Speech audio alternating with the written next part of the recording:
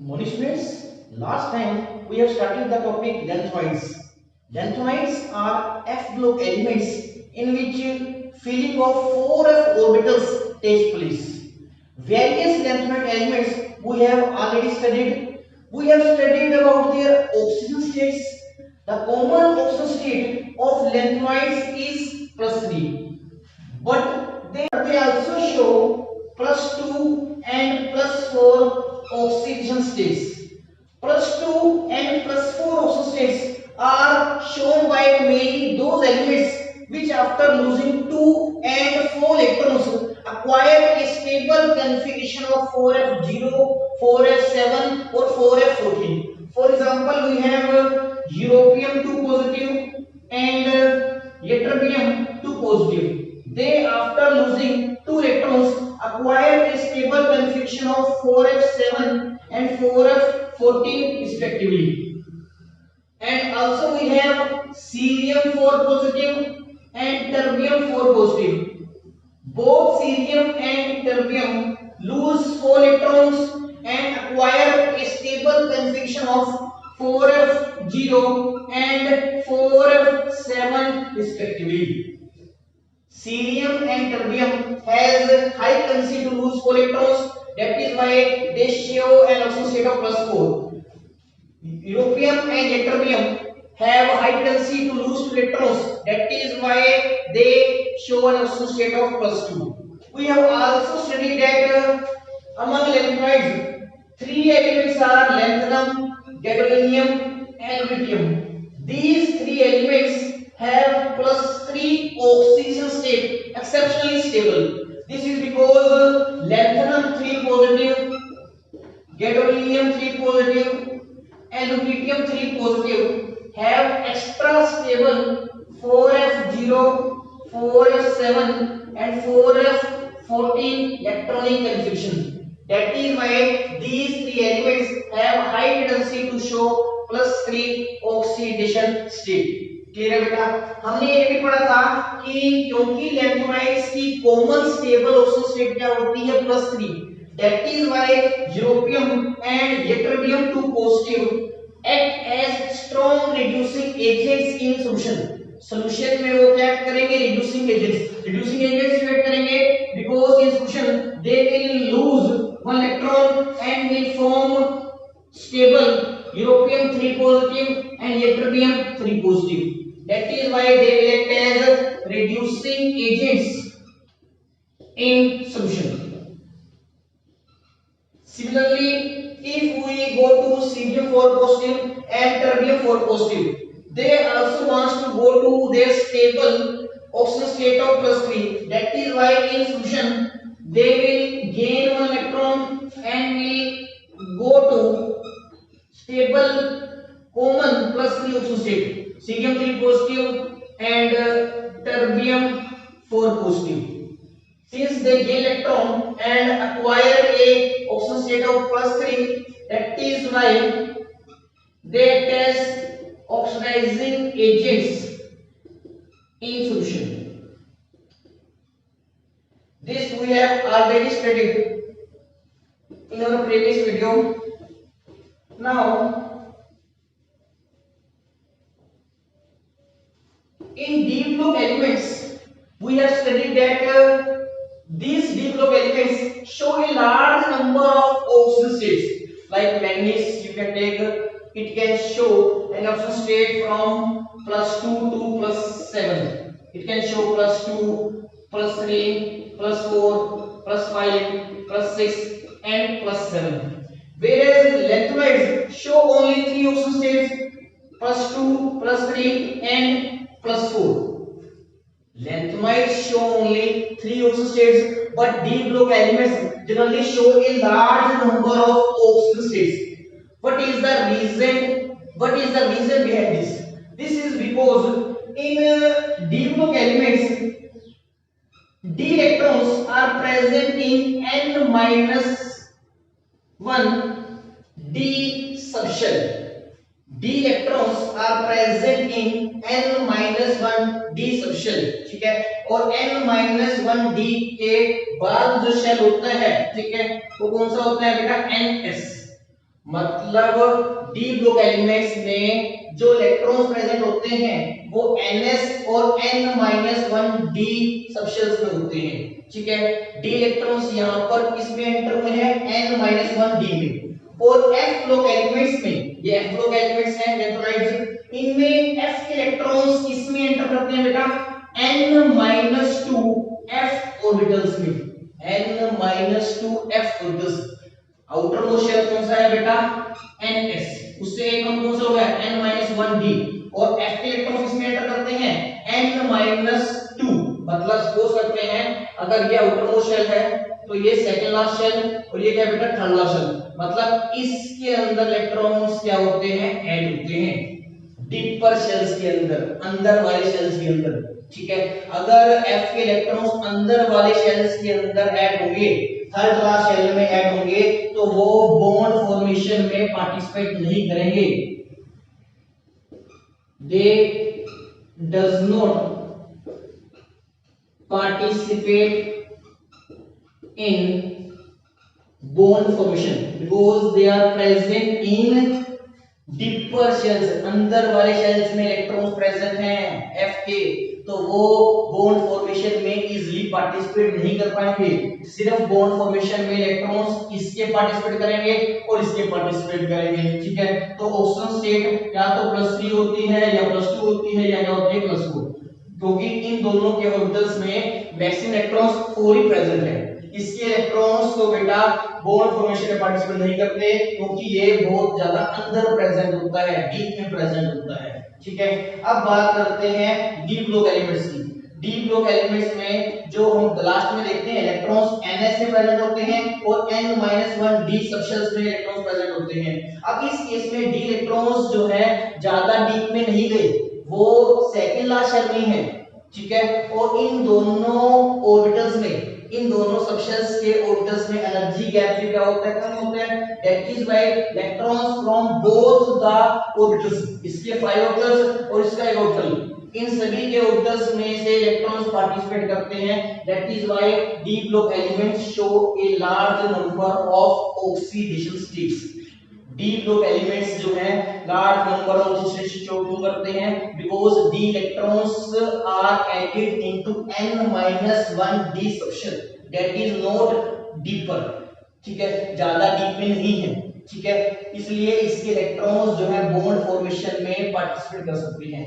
मगर अगर हम बात करते हैं लेंथोइड्स की, जो सिर्फ 3 ऑक्सीजन स्टेट शो करते हैं, क्योंकि उनके जो f इलेक्ट्रॉन्स हैं वो डीपर शेल्स में है, थर्ड लास्ट शेल में है।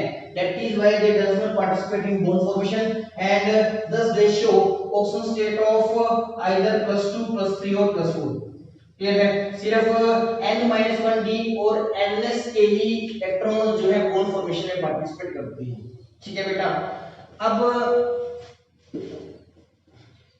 लेंथोइड्स होते हैं जिनमें 4f की फीलिंग होती है। सेकंड वन आर एक्टिनोइड्स जिसमें 5f की फीलिंग होती है। ये बेटा भी हमारे सिलेबस में कर चुके हैं, इसके बारे में हमें ज्यादा नहीं पढ़ना। एक्टिनोइड्स, एक्टिनोइड्स बेटा ऑक्सीजन स्टेट शो करते हैं +3 से लेके +7 तक। इनकी भी कॉमन ऑक्सीजन स्टेट +3 होती है, but they show oxygen states from +3 to +7। मगर लेंथोइड्स जिसमें 4f की फीलिंग होती है वो ऑक्सीजन स्टेट शो करते हैं +2 +3 एंड +4। तो इसका मतलब एक्टिनोइड्स के कंपैरिजन में भी लेंथोइड्स की ऑक्सीजन स्टेट्स क्या होती है, कम होती है। ठीक है, अब इसका रीजन भी हम पढ़ेंगे कि why actinoids show a large number of states whereas lanthanoids show only limited number of oxygen states. Lanthanoids में बेटा जो इलेक्ट्रॉन्स होते हैं वो किस किस से प्रेजेंट होते हैं, 4f 5d एंड 6s। ठीक है, और 5f के केस में, एक्टिनोइड के केस में इलेक्ट्रॉन्स किस किस से प्रेजेंट होते हैं बेटा, 5f में, 6d में और 7s में। ठीक है, इलेक्ट्रॉन्स किस से प्रेजेंट होते हैं, 5f में, 6d में और 7s में। एक्टिनोइड्स के केस में इन तीनों सबशेल्स के ऑर्बिटल्स में जो एनर्जी गैप है, energy gap is very small. 5f के ऑर्बिटल्स, 6d के ऑर्बिटल्स और 7s के ऑर्बिटल्स में एनर्जी गैप क्या है, वेरी स्मॉल। अगर एनर्जी गैप बहुत कम होगा तो इन तीनों के ऑर्बिटल्स के इलेक्ट्रॉन्स बॉन्ड फॉर्मेशन में पार्टिसिपेट कर सकते हैं। Due to small energy gap between these orbitals, electrons from all these orbitals can participate in bond formation, and that is why actinoids show a large number of oxidation states. अब बात करते हैं lanthoids की। lanthoids में बेटा 4f और 5d और 6s के ग्रुप के बीच में एनर्जी गैप क्या होता है बेटा? लार्ज। ये एनर्जी गैप क्या होता है बेटा? large. That is why electrons from all these orbitals does not participate in bond formation. 4f के जो इलेक्ट्रॉन्स हैं वो बहुत ज्यादा डीप में है, और क्योंकि इन दोनों के बीच में एनर्जी गैप ज्यादा होता है तो सिर्फ 6s और 5d के ही इलेक्ट्रॉन्स बॉन्ड फॉर्मेशन में पार्टिसिपेट करते हैं, 4f के इलेक्ट्रॉन्स बॉन्ड फॉर्मेशन में पार्टिसिपेट नहीं करते। And that is why lanthoids show a limited number of oxygen states. कौन सी? +2 +3 and +4। but actinoids, due to small energy gap between 5f 6d and 7s orbitals, will show a large number of oxygen states. They show an oxygen state from +3 to +7. Students, our today's topic is lanthoid contraction. Lanthoid contraction and its consequences. Lanthoid contraction and its consequences. अब contraction का मतलब क्या होता है बेटा? Decrease होना। ठीक है, अब lanthoid मींस lanthoid एलिमेंट्स। ठीक है, तो आपको पता है जब हम लेफ्ट टू राइट जाते हैं, ठीक है, atomic as well as ionic radius क्या करता है? डिक्रीज करता है। आपने +1 से पढ़ते आ रहे हो, as we move from left to right size will decrease। ठीक है, तो अगर हम बात करते हैं lanthoids की, lanthoids का पहला एलिमेंट कौन सा होता है बेटा? सीरियम। और लास्ट एलिमेंट कौन सा होता है? लुटियम। इसका एटॉमिक नंबर होता है 58, इसका होता है बेटा 71। अब lanthoids में मैंने आपको बता रखा है हम लैंथनम को भी इंक्लूड करते हैं, बिकॉज़ लैंथनम की प्रॉपर्टीज इन एलिमेंट्स का एग्जांपल करती है। ठीक है, लैंथनम का एटॉमिक नंबर होता है 57। ठीक है, तो लैंथोइड्स ही हो गए from elements atomic number 57 to 71। ठीक है, और इनमें बेटा हम 4s की फिलिंग करते हैं, इनमें हम किसकी फिलिंग करते हैं? 4s की। जब हम लेफ्ट टू राइट जाते हैं, ठीक है, लैंथोइड्स की सीरीज में जब हम लेफ्ट टू राइट जाते हैं, atomic radius as well as ionic radii both get decreased। Atomic radius भी डिक्रीज करता है और आयनिक रेडियस भी क्या करता है? डिक्रीज करता है। अब एटॉमिक रेडियस जिसे बात करते हैं बेटा लैंथनम की, लैंथनम का साइज होता है बेटा 187 पिकोमीटर, सीरियम का साइज होता है 183 पिकोमीटर। और जब हम लेफ्ट टू राइट जाते हैं सीरीज में, लुटियम जो लास्ट मेंबर है लैंथोइड्स का, उसका साइज होता है 172 पिकोमीटर। तो इसका मतलब जो हम सीरियम टू लुटियम गए, लैंथोइड्स में जब हम सीरियम टू लुटियम गए तो 14 एलिमेंट्स में डिक्रीज कितने का था? सिर्फ 11 पिकोमीटर का। जो हम लैंथोइड्स में सीरियम टू लुटियम गए तो 14 एलिमेंट्स में डिक्रीज कितने का था? 11 पिकोमीटर का। कितने का था बेटा? 11 पिकोमीटर का। ठीक है, और अगर हम इनके आयनिक रेडियस देखते हैं तो सीरियम 3 पॉजिटिव का जो इनकी कॉमन एसोसिएट है बेटा साइज होता है 103 पिकोमीटर, और लुटियम 3 पॉजिटिव का आयनिक रेडियस होता है 86 पिकोमीटर। तो इसका मतलब क्या हुआ बेटा? 103 माइनस 86 कितना आ जाएगा बेटा? 7। ठीक है, और 1। ठीक है, इन 14 एलिमेंट्स में साइज का आयनिक रेडियस का डिक्रीज कितने का हुआ बेटा? 17 पिकोमीटर का। तो इसका मतलब मैंने आपको क्या बताया, जो हम लैंथोइड सीरीज में लेफ्ट टू राइट जाते हैं, atomic radius decreases from cerium to lutetium by a number of only 11 picometers। ठीक है। और आयनिक रेडियस डिक्रीज करता है by number of 17 picometres. This decrease in atomic size as well as ionic size from left to right along the lanthanoid series is known as lanthanoid contraction. उसको क्या बोलोगे बेटा? लेंथवाइड contraction. तो definition लिखते हैं, तो बेटा डेफिनेशन लिखते हैं, the regular decrease in atomic radii and ionic radii of lantanoids with increasing atomic number is known as lanthanoid contraction. Means lanthanoids में जब हम लेफ्ट टू राइट जाते हैं, ठीक है, ये लेफ्ट टू राइट जाने में ही इनका एटॉमिक नंबर क्या करता है? इंक्रीज करता है। लेफ्ट टू राइट जाने से इनके एटॉमिक रेडियस और आयनिक रेडियस में बेटा क्या होता है? डिक्रीज होता है। इस कॉन्ट्रैक्शन को, इस साइज की कॉन्ट्रैक्शन को हम क्या बोलते हैं बेटा? Lanthanoid contraction. क्या बोलेंगे? Lanthanoid contraction.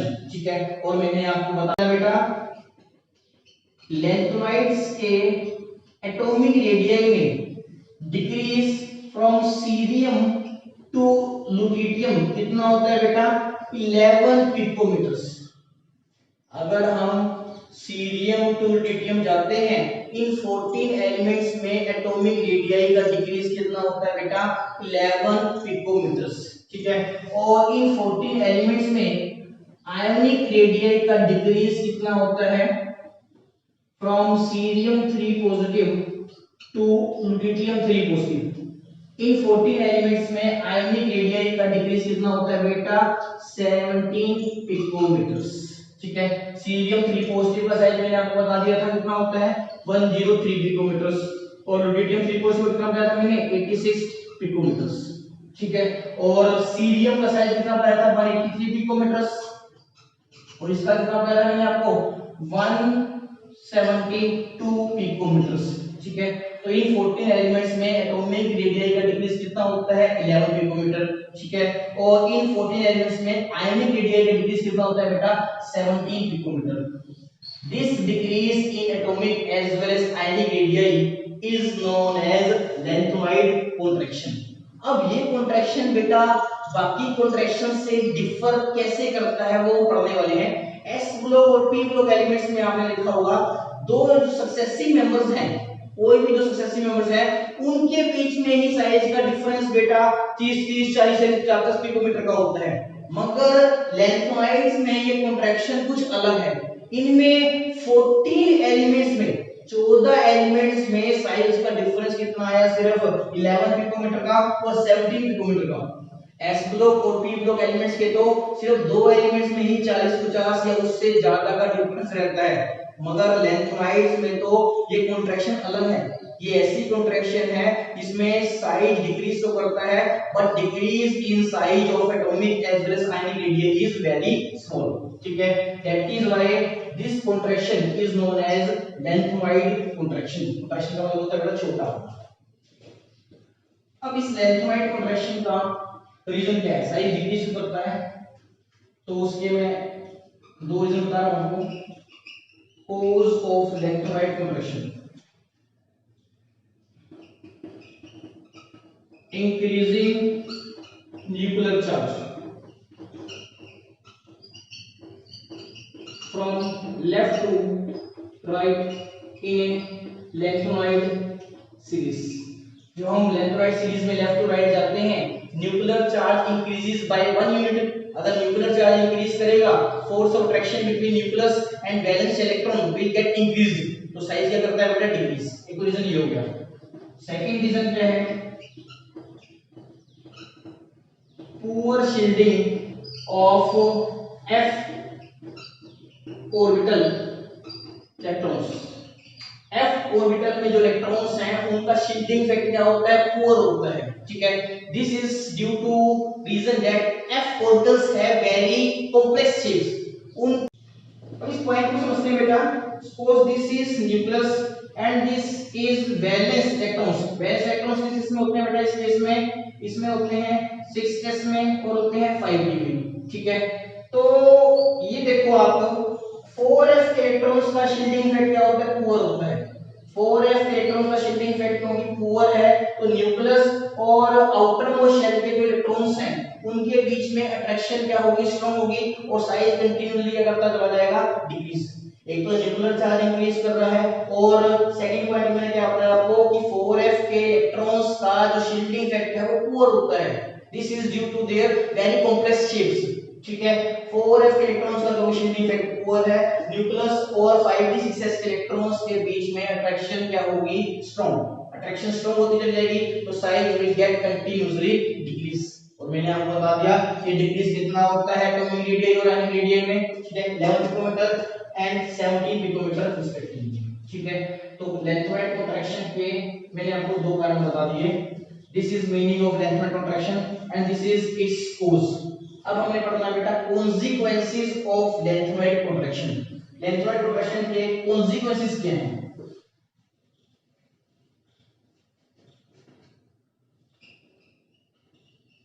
consequences of lengthened contraction.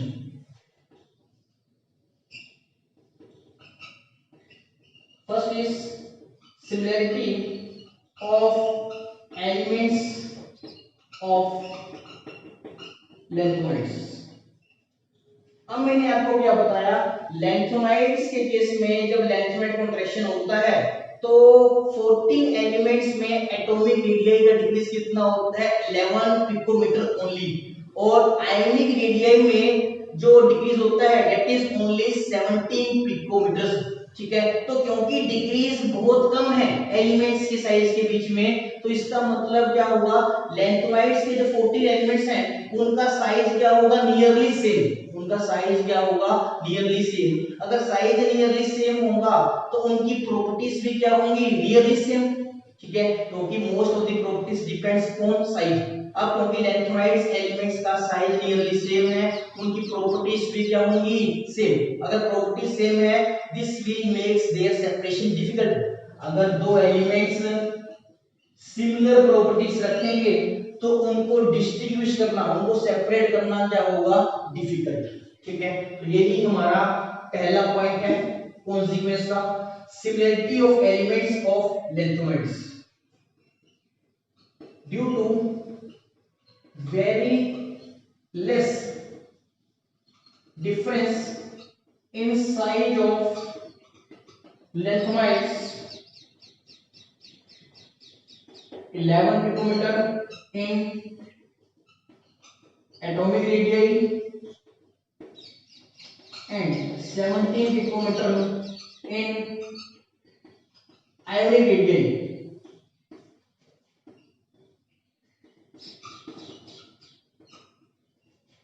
Due to very less difference in size of lengthenoids, कितना डिक्रीज होता है? ऐसे लाइन लिखोगे, their size is nearly same. अब क्योंकि मोस्ट ऑफ द प्रॉपर्टीज जैसे आयोनिक, अब जैसे most of the properties like ion enthalpy, electron gain enthalpy, electronegative character, तो किसके ऊपर डिपेंड करता है? साइज के ऊपर। Since their size is nearly same, therefore their properties are nearly same and this makes separation of lengthenoids difficult. Second point is similarity in size of corresponding elements of 4D and 5D series elements. मैंने आपको क्या बताया था?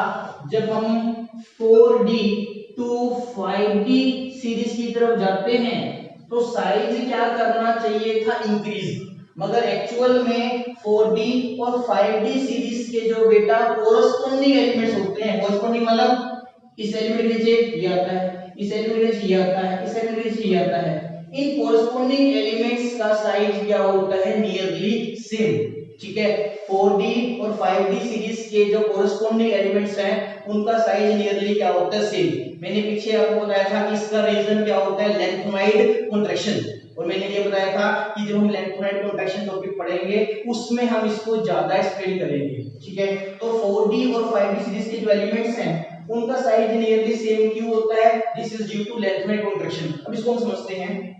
तो second consequence हमारी यही है, similarity in size of corresponding elements of 4D and 5D series elements.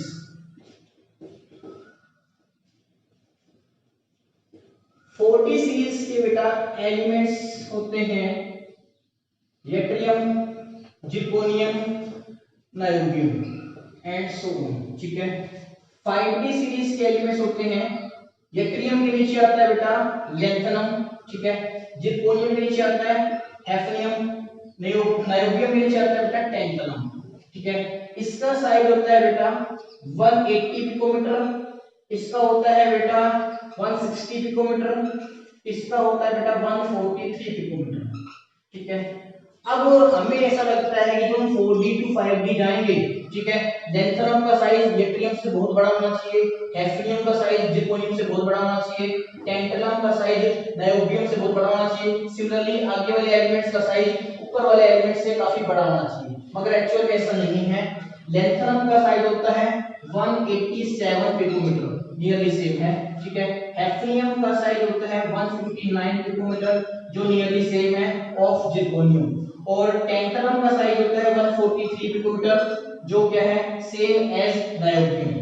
ठीक है, अब इन सिमिलरिटी का रीजन क्या है, ये जो कोरस्पोंडिंग मेंबर्स हैं 4D और 5D सीरीज के एलिमेंट्स, इनके साइज नियरली सेम है, तो सिमिलरिटी का कारण क्या है बेटा, लेंथोइड कॉन्ट्रैक्शन।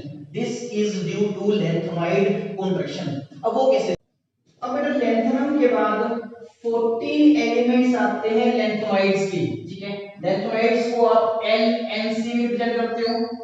14 एलिमेंट्स आते हैं लेंथोइड्स के, इसका पहला मेंबर है Ce, सीरियम, और लास्ट मेंबर है Lu, lutetium. Due to lanthanoid contraction इनके साइज में बेटा डिफरेंस कितने का होता है, 11 पिकोमीटर का। अब यही लेंथोइड कॉन्ट्रैक्शन रिस्पांसिबल है for the similarity in size of corresponding elements of 4D and 5D series elements. वो देखो कैसे, ठीक है, अगर ये लेंथोइड्स के 14 एलिमेंट्स में साइज का डिफरेंस बहुत ज्यादा होगा, क्योंकि दो मेंबर में ही साइज का डिफरेंस 50-60 पिकोमीटर तक जाता है, तो 14 एलिमेंट्स में तो साइज का डिफरेंस क्या होता, बहुत ज्यादा। तो उस केस में हैफनियम का, टैंटलम का और जो रिमेनिंग एलिमेंट्स है 5D सीरीज के, उनका साइज बहुत छोटा होता, उनका साइज क्या होता, बहुत छोटा। मगर एक्चुअल में इन 14 एलिमेंट्स में सिर्फ साइज का डिफरेंस कितने का हुआ, 11 पिकोमीटर का। इसकी वजह से बेटा क्या हुआ, ल्यूटियम के बाद जो नेक्स्ट एलिमेंट आया हैफनियम, उसका साइज कितना था बेटा, 159 पिकोमीटर। ल्यूटियम का कितना बताया था मैंने आपको, 172 पिकोमीटर। ठीक है, और 172 पिकोमीटर के बाद हैफनियम का साइज कितना हुआ, 159 पिकोमीटर। उसके बाद कितना हुआ, 143 पिकोमीटर। ठीक है, और ये साइज ऊपर वाले कोरस्पोंडिंग एलिमेंट से क्या रखते हैं, इसका मतलब क्या हुआ बेटा, 4D सीरीज और 5D सीरीज के कोरस्पोंडिंग एलिमेंट्स का साइज क्या होगा, nearly same. This is due to lanthanoid contraction only. मैंने यहाँ पर क्या बताया, अगर इन 14 एलिमेंट्स में साइज का डिफरेंस बहुत ज्यादा होता, उस केस में हैफनियम और टैंटलम का साइज इतना छोटा हो जाता कि वो ऊपर से रिजेंबल ना करते। मगर क्योंकि लेंथोइड्स के केस में 14 एलिमेंट्स में साइज का डिफरेंस कितना हुआ, सिर्फ 11 पिकोमीटर का, and this makes size of 5D series elements similar to that of 4D series elements. ठीक है, तो मैंने आपको क्या बताया, due to lanthanoid contraction size of corresponding elements of 4D and 5D series elements similar and that's why their properties are also similar. अब क्योंकि इन कोरस्पोंडिंग एलिमेंट्स का साइज नियरली सेम है, that is why their properties will also be nearly same. ठीक है, this is our second consequence of lanthanide contraction. ठीक है, last consequence क्या है बेटा लेंथ कॉन्ट्रैक्शन की? Decrease in the basic character of hydroxides of lanthanides from lanthanum to lutetium. जब हम बेटा लैंथेनाइड सीरीज में लैंथनम टू लुटियम जाते हैं, हाइड्रोक्साइड्स का बेसिक कैरेक्टर क्या करता है? डिक्रीज. लैंथनम का बेटा हाइड्रोक्साइड क्या होगा? लैंथनम की कॉमन एसोसिएट क्या होती है? +3. OH के ऊपर चार्ज कितना होता है? -1. तो फॉर्मूला बनेगा LaOH थ्राइस.